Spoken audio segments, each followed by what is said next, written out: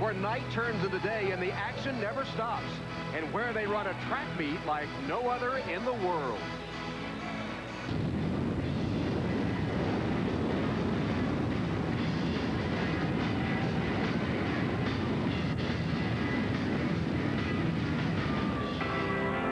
Track and field, #1 multi-event star, Jackie Joyner-Kersee.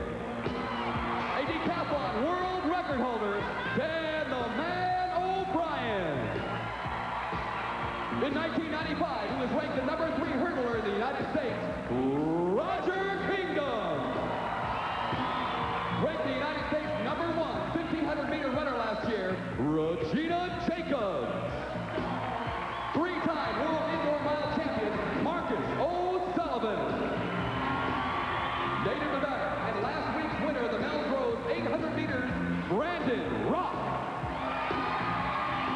The fastest man in last year's World, Donovan Bailey. #1 and 200-meter runner in the world, Wynn Torrance.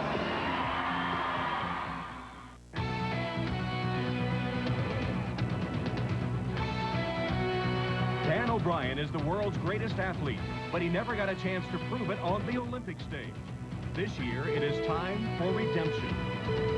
Does 1 year of magic remain for Jackie Joyner-Kersee, the greatest female athlete in history? The world's fastest woman, Wynn Torrance, and the fastest man, Donovan Bailey.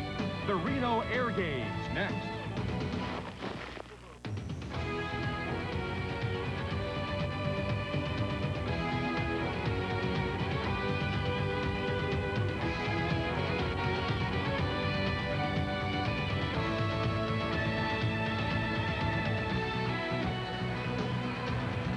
Hello, everybody, from the Reno Livestock Event Center. Tom Hammond, Craig Masback, Carol Lewis, and Dwight Stones for the second annual Reno Air Games. And to open the show, the women's 50-meter hurdles, featuring the world's greatest female athlete, Jackie Joyner-Kersee, in her first competition of this Olympic year.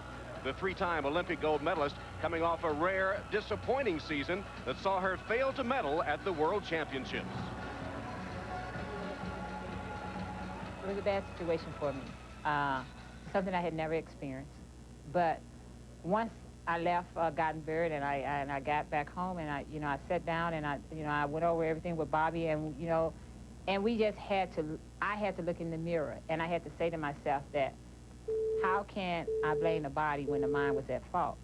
Mentally, I wasn't in it. Physically, I thought I could do it. If I didn't believe in my heart that I could do it, I wasn't going to do it. For me, it was bad at that particular time, but I think it was a blessing in disguise because it brought everything back to the center focus, and the main focus was to make sure I'm healthy for 96. Well, there is a look at Jackie Joyner-Kersee. She talked to her a few minutes ago. She said she's 100% healthy. She's going to have a low-key indoor season because her focus is Atlanta and the heptathlon. She just seems happy, doesn't she, Carol? She seems ready to go. Doesn't always like indoor track, but gets to run one of her favorite events, the hurdles. Faces a tough challenge from Michelle Freeman, who will start in lane 4 right alongside of her. She's beaten Jackie 3 of the 8 times they've raced during their career indoors against one another and was impressive at Millrose. Indoors, you often get odd distances. This is the seldom run 50-meter hurdles. In fact, Jackie Joyner-Kersee set the American record, 6.67, in this 50-meter hurdle event at last year's Reno meet. Well, I think Jackie is really focusing on each of her events in the heptathlon. There are 7, and this is one of Jackie's important ones. First event of the year for Jackie Joyner-Kersee. Will it culminate in more gold at the Olympics? I noticed in her practice starts, the blocks were slipping. She gave very careful instructions to the woman behind her to secure the blocks so they wouldn't slip when she came out.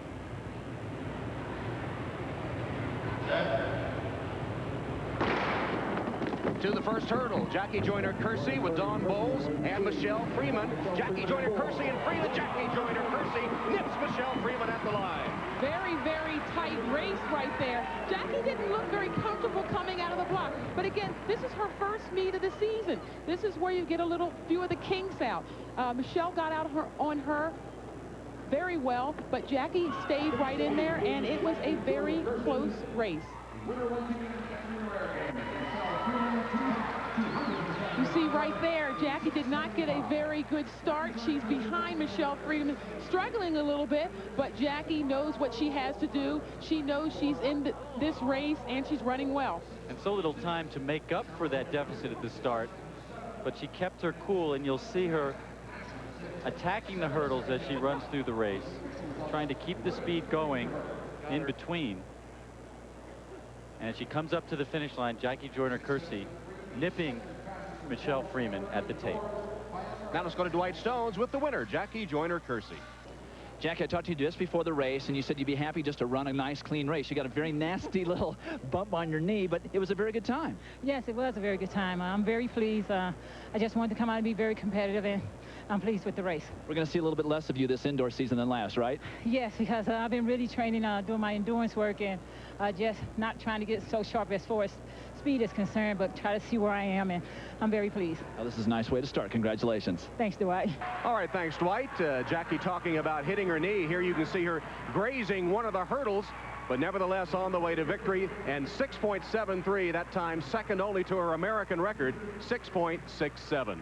Hello, everyone, and welcome again to Reno. Tom Hammond, joined by Craig Masback and Carol Lewis, as we make the second stop on the Powerade Indoor Track and Field Series. Reno always a lively stop, too.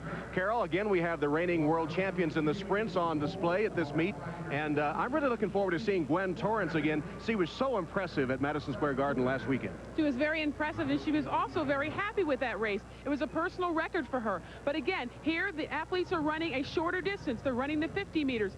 Donovan Bailey does not usually have a good start. He's going to have to work on that. Gwen Torrence has been so strong. I expect to see some excellent racing at 50 meters. And Craig, last week at the Millrose Games, we talked about a new force in the 800 meters. Brandon Rock, we'll see him again here. Well, what we talked about was that every Olympic year there seems to be someone who emerges during the indoor season who carries their form all the way to the Olympic Games. And this year it may be Brandon Rock off that impressive Millrose Games performance. It was a little bit unorthodox in terms of style and in terms of strategy, but Rock is on a roll. And 33-year-old Roger Kingdom this summer will be shooting for his third Olympic gold medal. But can he hold off a new wave of hurdlers? Hurdlers like Mark Creer. We'll see them both in the Powerade Showdown when we... The Powerade Indoor Track and Field Series is brought to you by Powerade, the official sports drink of the Olympic Games. By Nike, who encourages you to participate in the lives of America's youth. By Mobil Motor Oil. At Mobil, we've been changing oil for over 125 years. And by Monostat 7, the #1 choice of women, the #1 recommendation of doctors. Mark Creer grew up idolizing hurdlers like Olympic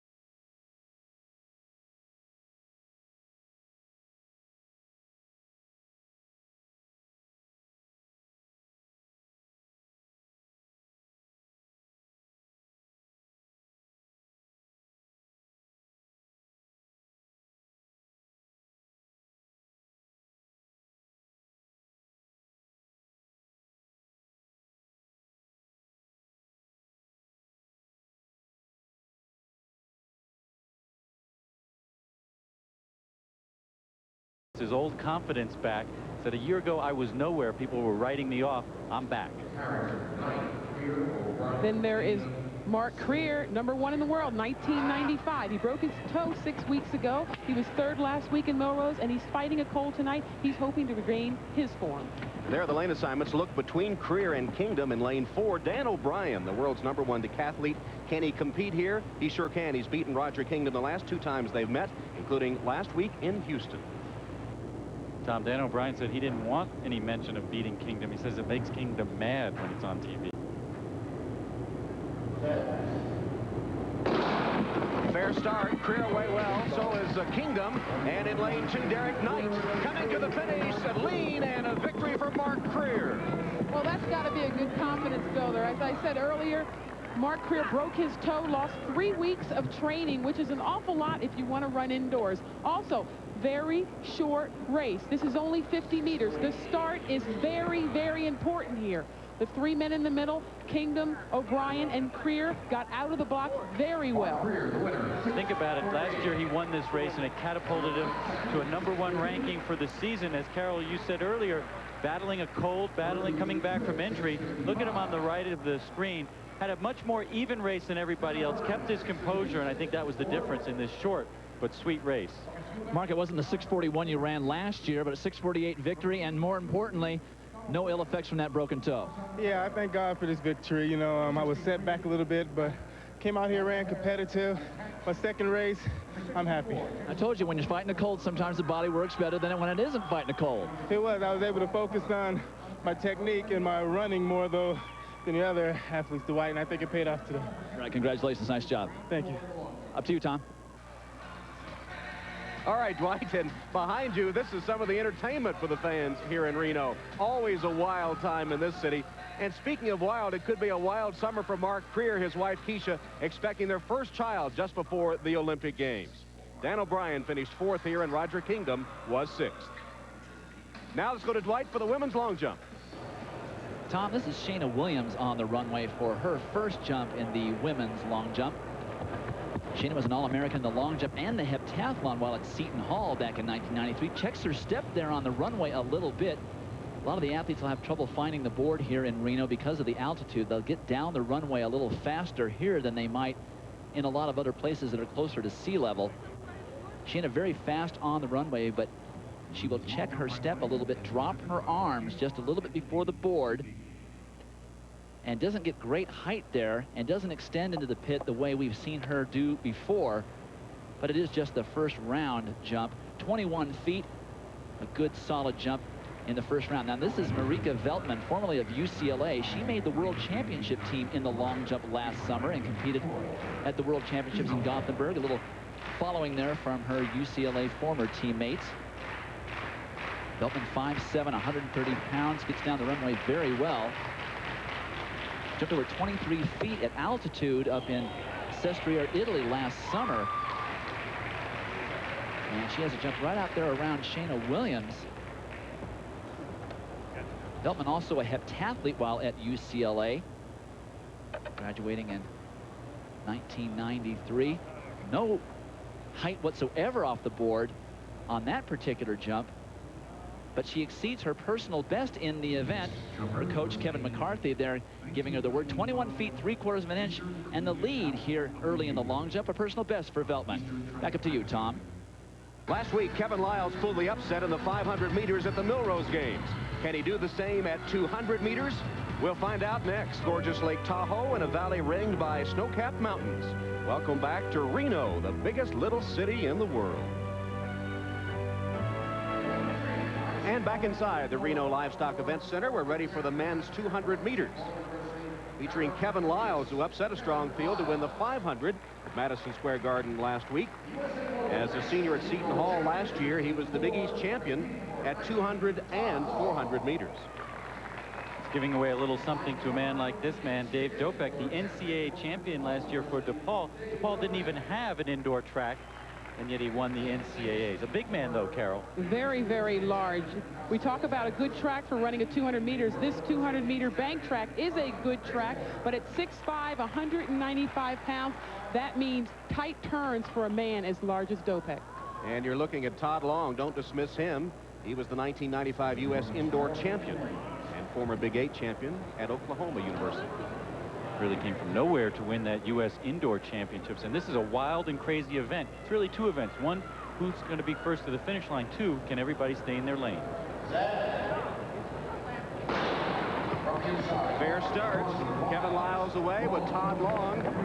And it's Todd Long that's making up the stagger as they zip down the backstretch. Coming to the final bend now. Todd Long is in front. And they hit the final straightaway. Todd Long is in front. Kevin Lyles trying to move up with Dopek. And Dopek takes the lead. Coming for the line, Dopek the winner. Now, in a 200-meter race like this, when you're as tall as a Dave Dopek, some athletes tend to do when they're coming down that backstretch and they know they're going into that last turn with a lot of speed. They tighten up, and that sometimes causes the athletes to lose speed on the turn and be very, very wild. But he looks very good here, doesn't he, Craig? Well, what's great about Dopek is he's able to marshal his strength, and then there's actually a downhill as they come off the turn into the straightaway. This is just what he did at the NCAAs. He let himself be thrown around the turn into the straightaway all the way to the finish. Dave Dopek, 20.73, the fastest by an American this year, with Kevin Lyles finishing fourth. Dan O'Brien, the world's leading decathlete, making an indoor appearance here in Reno with the ultimate goal, the trip to the Olympics. That was denied him 4 years ago. June 1992, the U.S. Olympic trials. Dan O'Brien with the first step toward achieving his lifelong quest, the distinction of being the world's greatest athlete. A missed vault would shatter that dream, and O'Brien did not make the U.S. team. It was a big disappointment, but I don't feel like I need to get redemption. I think the failure in '92 made me a better athlete as far as you know, what to expect in a competition. I've had the worst, so can it get any worse? No, I've gone through the worst. I've been in some strange situations. Now I can just prepare and move towards something better. O'Brien bounced back from his misfortune at the trials and has captured the 2 world championships since then. Now he is primed to compete for that elusive Olympic gold. I could hang my hat on my accomplishments right now. A 3-time world champion, 4-time U.S. champion, world record holder. You know, those are great things, and a lot of people would retire on that, but I would still know in my heart that I hadn't achieved everything in my power, and that's an Olympic gold medal. It has been 20 long years since an American captured gold in the decathlon. Bruce Jenner's performance in '76 serves as the inspiration. I'm sure that, you know, Bruce has ideas on him being the last American to win an Olympic gold medal. It's not that we haven't had good athletes, it's not that we haven't had great athletes, we just haven't had anybody tough enough in there to get the job done. Dan had been entered in 2 events here in Reno. We saw him earlier finish 4th in the hurdles. We understand now that he has withdrawn from the high jump competition, sore shins given as the reason, so Dan O'Brien is through for the day. But now let's go back to Dwight to pick up the high jump competition.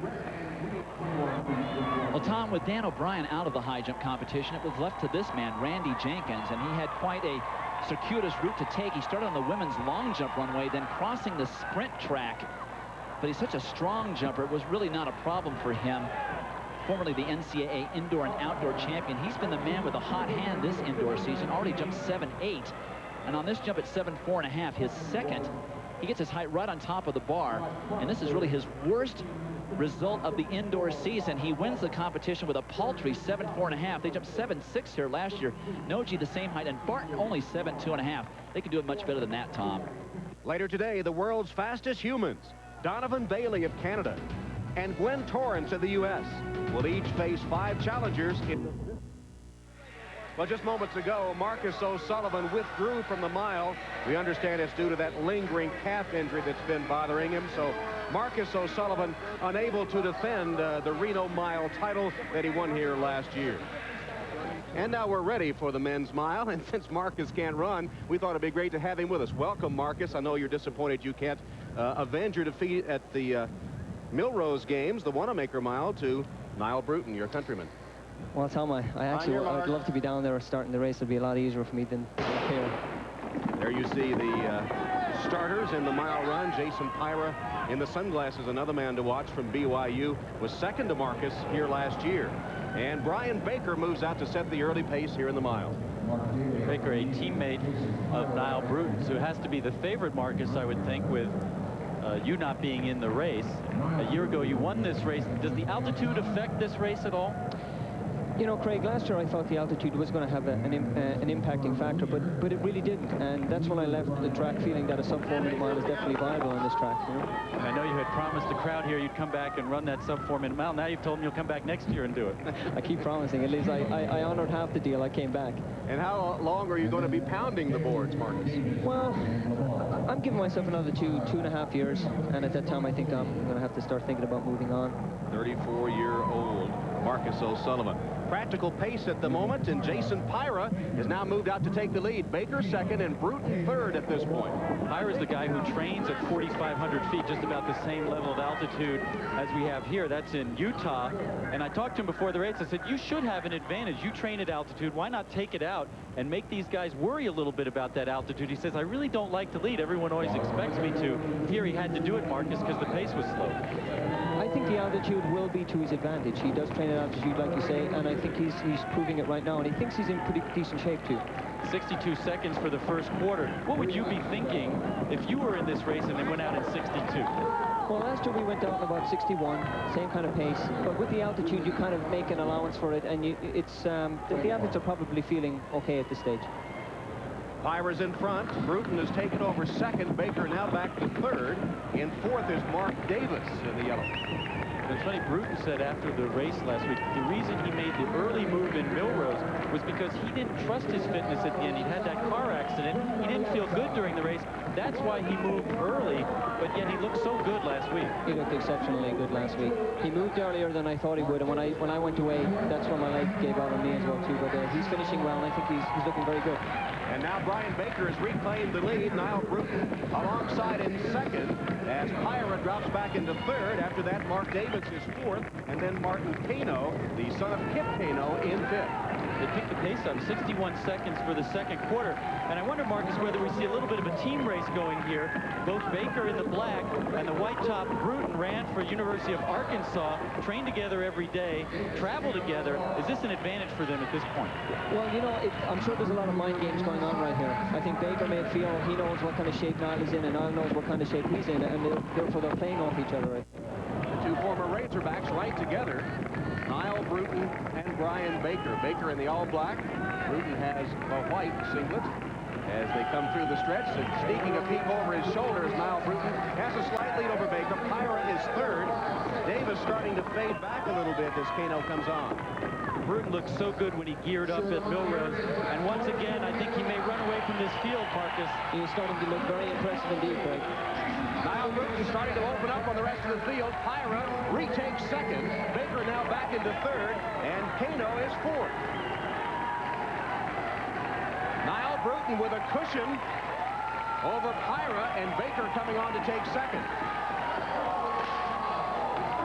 Marcus, what's that feeling when you get out ahead and you're just rolling around that indoor track? Tell us what it feels like. It's a great sense of comfort right now. It's exactly the position I was in last year when I had about this much lead going into the final turn. And he's starting to feel composed. He's starting to feel like that he's going to win the race. Now it's just a matter of how fast he's going to run. And the Irish eyes will smile again. Niall Bruton will post a victory in the mile. Already a sign of victory. Niall Bruton eased up the win. Former teammate Baker second, Kano third, and Pyra finishing fourth. It's going to be a tough guy, Marcus, for you to come back from your injury and beat in a couple of weeks. I'll be happy to get on the track and just race against him for a start, but I was in good shape about 3 weeks ago. This injury set me back a little bit, but I'm looking forward to it. Marcus O'Sullivan, thank you very much for being with us, and get well soon. Thanks. And so Niall Bruton, 2 for 2 in major competition this year as he rolls to victory in the mile, 4:04.16. Now let's go back to Dwight for more on the women's long jump. An interesting development in the women's long jump. 4 athletes over 21 feet on the first round. This is Sheila Hudson on the runway for her second jump, known primarily as a triple jumper, where she holds the American indoor and outdoor records in the triple. She was also the 1990 NCAA long jump champion when she competed for the University of California at Berkeley. The triple jump will be contested at the Olympic level for the first time in 1996 in Atlanta. Sheila gets down the runway very, very well. Good speed and just pops right up off the board. Nice extension into the pit. She has great technique, primarily because she's so short, just 5 feet 5 inches tall. So she gives a lot away to the other athletes. 21.8 1/4. That's the best jump by a U.S. athlete in 1996. This is Jackie Edwards of the Bahamas. Her 4th round jump.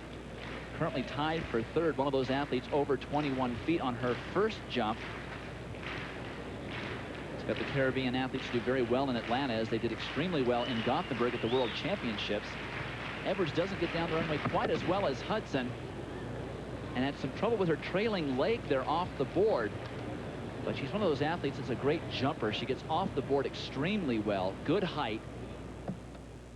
You'll see here, she picks her spot on the horizon and does not look down. She does not cheat a look at the board. That's very important. And she pops right up in the air, but does not get the extension that she normally would.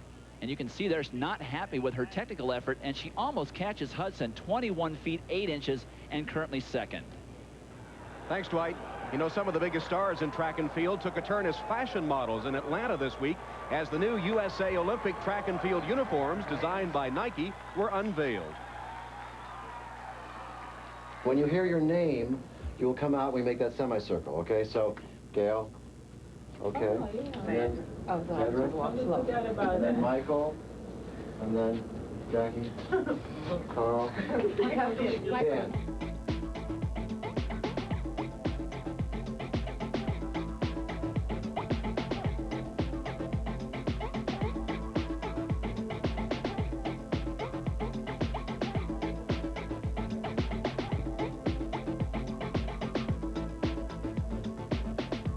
Tell me, world, is the hat on straight? Yeah, it's on. Here we come, here we come, here we come, here we come, baby.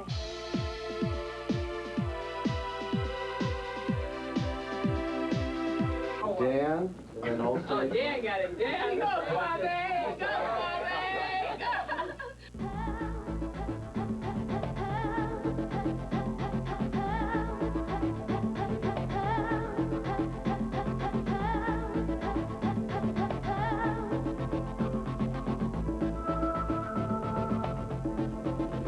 And there's Dan O'Brien, who's just hoping to wear that uniform for the first time after the disappointment of 1992. There was a bit of controversy over the Nike flag design on the uniforms, but that has been resolved by Nike and USA Track and Field, with the swoosh logo being removed from the back of the uniform. Coming up, Susie Hamilton tries for her second win in 2 weeks, but she'll have to beat Regina Jacobs, who drops back from a mile to 800. Now the women's 800 meters, featuring Susie Hamilton from Eugene, Oregon, by way of the University of Wisconsin. Won in Houston last week. She's been one of America's best milers since 1987, hoping for an international breakthrough in this Olympic year. Says she may run both the 8 and the 1500 meters at the Olympic trials. Tough opponent here in Regina Jacobs, also known better as a 1500-meter runner. Jacobs sick before last weekend's Millrose Games with food poisoning. Says that the 800 meters is her first love.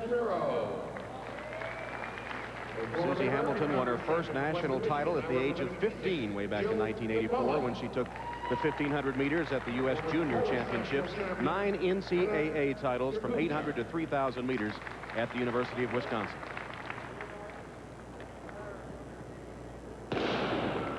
The 800 meters is 4 laps, and they will break for the inside after this first turn. Hamilton still waiting for a big breakthrough to the world-class level. She's been right there waiting for that breakthrough, consistently one of the best in the United States. Hasn't put it all together at the international level. Moved to Eugene, Oregon in 1993 and is now coached by Dick Brown, who used to coach Mary Slaney. Jacobs takes the early lead with Hamilton just behind in second. Then it's Jakubczak in third from Poland. McMullen is fourth. After that, Jamiro, Wickus, and Thorset trails. Showing no signs of last weekend's illness, Regina Jacobs, who is training nearby at altitude at Soda Springs. As I said, called the 800 meters her first love. Used to run that among other distances when she was at Stanford. Jacobs has the lead over Hamilton, who last week in Houston went wire to win. She's second to Jacobs right now, and they've opened up some distance. Wickus comes up to take over third. McMullen to fourth. The Jakubczak back to fifth. Then it's tomorrow, and after that, Thorset continues to trail. 58.8 at the 400 meters, a very ambitious pace for Regina Jacobs. Jacobs very upset last summer to have to sit at home and watch the World Championships on TV when she was suffering from injury. She's the world indoor champion at 1500 meters. Jacobs continues to lead. Hamilton second, Wickus third. Big gap back to tomorrow in fourth, then McMullen fifth. After that, Thorset, and the trailer is Jakubczak. Final.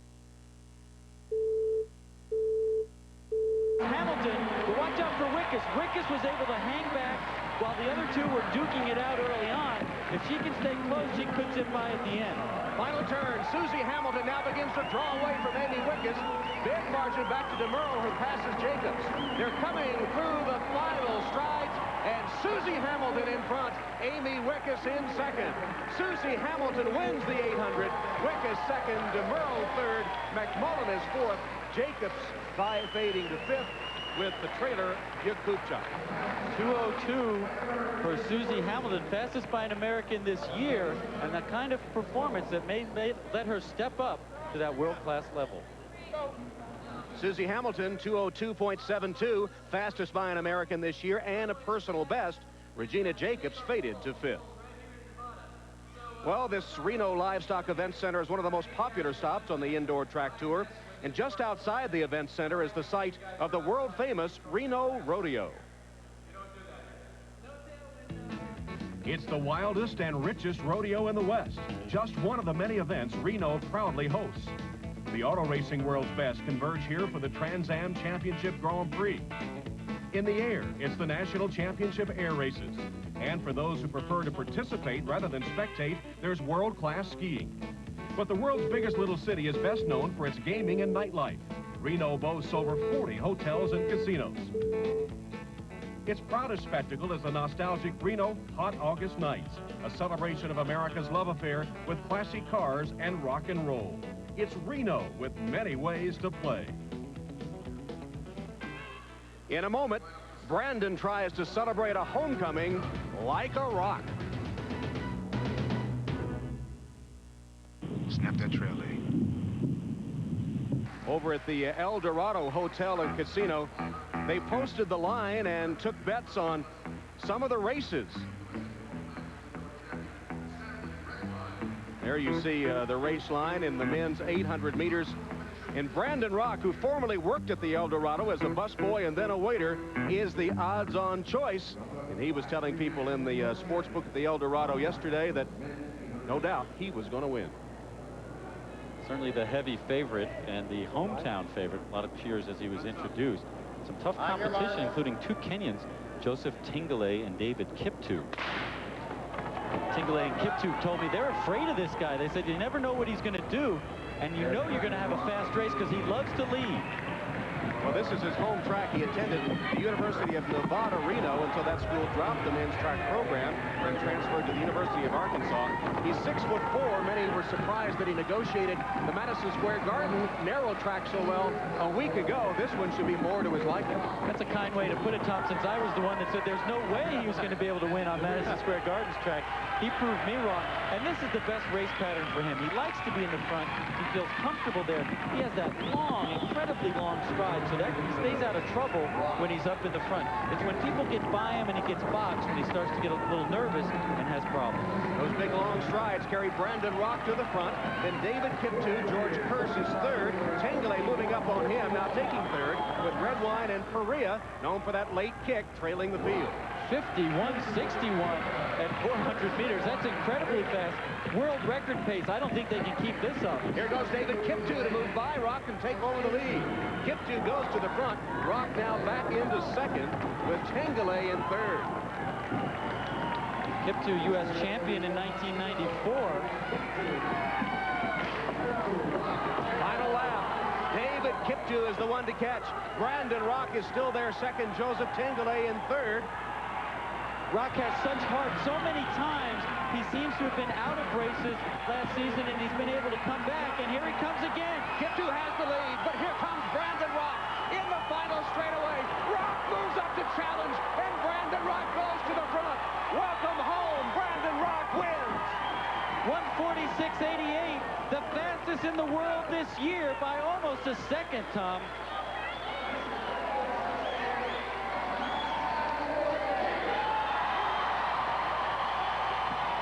This was the decisive point of the race as Brandon Rock passed David Kiptoo coming to the final straightaway. The time 1:46.81, a personal best and the fastest in the world this year. Now to Dwight for the conclusion of the women's long jump. Shayna Williams on the runway for her sixth and final jump of the competition. Currently in fifth place, has not improved since her first round jump. gets all the board on that one and extends nicely into the pit. Shayna was second at the U.S. Nationals indoors last year and fourth at the outdoor championships, just missing a berth to the World Championships. Really guns it down the runway, gets all of the board, and extends into the pit completely. And on her sixth and final jump, she steals the competition, 21.9½. The top three athletes all within 1.5 inches of each other in the women's long jump. Back to you, Tom. World champion Donovan Bailey blistered a top field to win the 60 in New York last week, but can he drop back to 50 and beat the likes of Olympic 200-meter gold medalist Mike Marsh, titled world's fastest man with his world championship 100-meter victory last summer? And as the Olympics approach, a more mature Bailey has his sights again set on gold. I can remember the very first race I ran when Carl was in it. Carl, Mike Marsh, Frankie Fredericks was in it. This was in Rome in '94, and I mean, I was ahead of both those. I was ahead of all those guys at 80 meters by 2 meters at least. And then I got to 80 meters and I said, what is going on here, man? I said, hold on, Carl Lewis is in this race, Mike Marsh is in this race, Frankie's in this race. Where are they? So I mean, so that was it. I mean, I turned around, looked for them, and they just passed. And I mean, I only need to learn those lessons one time. Since the World Championships last summer, Donovan Bailey hasn't looked back. Everyone was doubting, this guy can't survive. There's no way. He can't handle the pressure. He can't. I mean, these are people who have absolutely no idea. I think I'm totally in control of my own body when I run a sprint. I think one big advantage for Donovan Bailey is he has a good time out there. He enjoys himself, and he may have to run a world record to win this race. I think a world record is possible with this strong field, Carol. Well, I know Henry Neal, who was third at Melrose behind Bailey, might have something to say about that. He went here last year 2 100ths off of the world record. This shorter distance really is a plus for Henry Neal. See the lane assignments, and don't forget Mike Marsh, who was the '92 Olympic gold medalist at 200 meters, but the 100-meter U.S. champion last year. It's so short, Carol, that it's all about the start. You don't get a good start, you're out of this race. Well, Donovan Bailey always says that he does not have a good start. At Melrose, he had an okay start, but came back at the end. Will he have enough time here? We'll have to wait and see. Set. Fair start. Bailey got away really well. Donovan Bailey with the lead. Then Green, and it's Bailey wire to wire. World record if it stands up, 5.56. And I think he got better than a good start, Tom. That looked like a false start to me, but they didn't call it back. You know what, Craig? I was looking at the same thing. I was waiting for the second gun. That was an incredible start by Donovan Bailey. A start like he has never seen in his life. And to see him move before anybody else, the world record is official, and the race is official. They never go back and change these things. This was beyond a mere good start. This was an illegal start, but hey, they didn't call it back. He was smart enough to keep going. He ran a great race, and hey, let's face it, you can't say he's a bad starter anymore. Well, Donovan Bailey caught a flyer, and he told us 2 weeks ago that he wanted to run indoors to work on his start. It's paid off, hasn't it? Nice start. You think he might have caught a flyer? No, I don't think I caught a flyer at all. I think I had a pretty good start today. I've been working on that for the last 3 days in practice, and I thought I had a pretty good start today. You said you were using the indoor season to work on your start. I'd say that maybe you can stop now, because I don't think it gets much better than that. Well, I hope so. I mean, I hope it gets much better than this. I think again, I just want to be consistent. If I'm consistent indoors, then everything's going to be real nice outdoors. Well, 5.56, eclipsing a 23-year-old world record. Congratulations. Great. Thanks a lot. Thanks a lot. And thanks to that start, Donovan Bailey sets a world record and lives up to the title of world's fastest man. She's the fastest female in the world. Gwen Torrance won at the Garden last week, and today runs for her second straight female athlete of the meet title. I'm sure she's saying this track is fast. I'm ready to run fast. Her main competition would appear to be Carlin Guidry, ranked 4th in the world in the 100 last year, and noticed by her absence, Gail Devers, injured and withdrawn from the 50-meter dash for the second straight week. She was scheduled to compete at 60 last week, pulled out because of injury. I think there's a lot of spark in the air after watching Donovan Bailey. Gwen Torrence is probably thinking, oh, if I could just snatch that world record in this race. It's a very tough record by Arena Frivolova. She just hopes she can get the same kind of start that Donovan Bailey had. She's been working on that, too. Let's see if she worked on it as hard as Donovan did.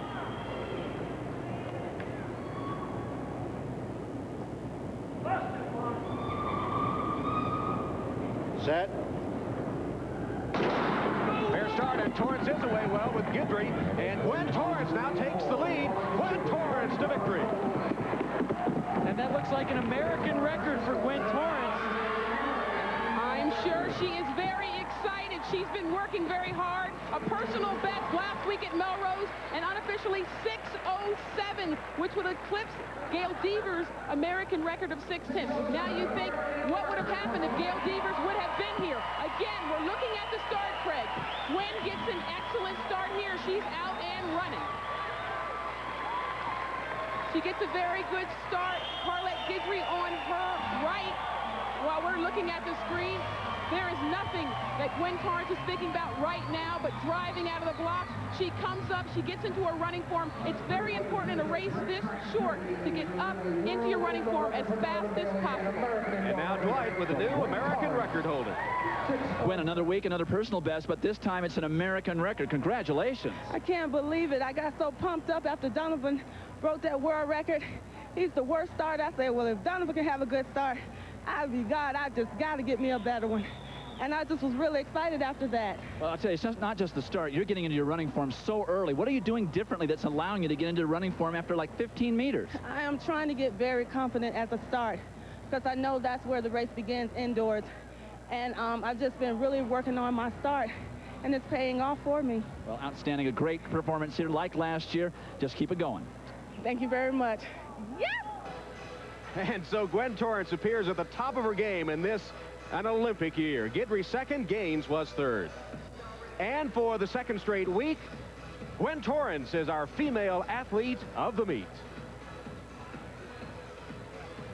The female athlete of the meet is brought to you by Monistat 7.